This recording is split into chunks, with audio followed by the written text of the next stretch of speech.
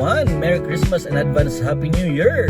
Ayan, meron tayong video ngayon para sa ating Uber Driver AC, which is ito yung mga wrap-up video natin or year-end video natin. So this is another video.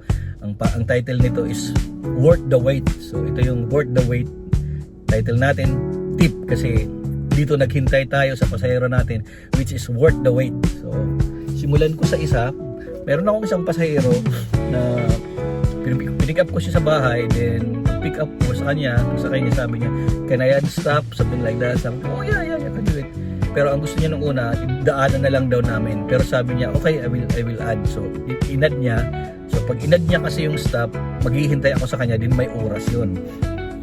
So siguro iniisip niya na magtatagal siya. Ang nangyari kasi bangko yung pupuntahan niya, so magdi-deposit yata siya or what, something like that.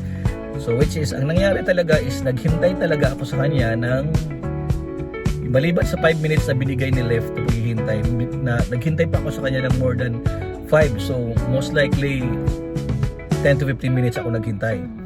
So far okay naman kasi yung paghihintay natin, nung dumating na siya, hinatid ko na siya doon sa last drop, sa final destination. So papunta siya sa golf area. So mag-golf, mayaman siyempre. So ngayon nag-abot siya ng nag-abot siya ng ito, bigyan tayo ng $10. So kaya masasabi ko worth the wait ang paghihintay kasi binigyan naman tayo kahit paano ng tip na $10, which is hindi ko rin inaasahan kasi alam ko nagmamadali siya.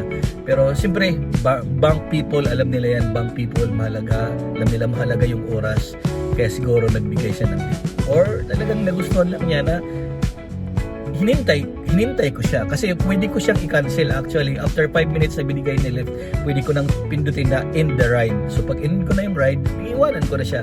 So tapos na yun kasi si Lyft mismo ang magsasabi sa'yo, you can end the ride or you can wait. So if you want to wait, so bahala ka kung hanggang anong oras mo siya hintayin, pero sinabihan ka na ni Lyft na you can end the ride. Pero kahit i-end mo yun, bayad ka pa rin doon. Hindi ka walang negative effect sa yun. So bayad ka pa rin and pwede ka na magkaroon ng next passenger. Kasi habang nandyan siya, habang naghihintay ka, hindi ka makakakuha ng pasahero kasi meron ka pang last stop. So yun ang nangyayari sa kanya. So far okay naman kasi naghintay naman tayo at binigyan tayo ng $10. So magandang pamasko na to. Alright!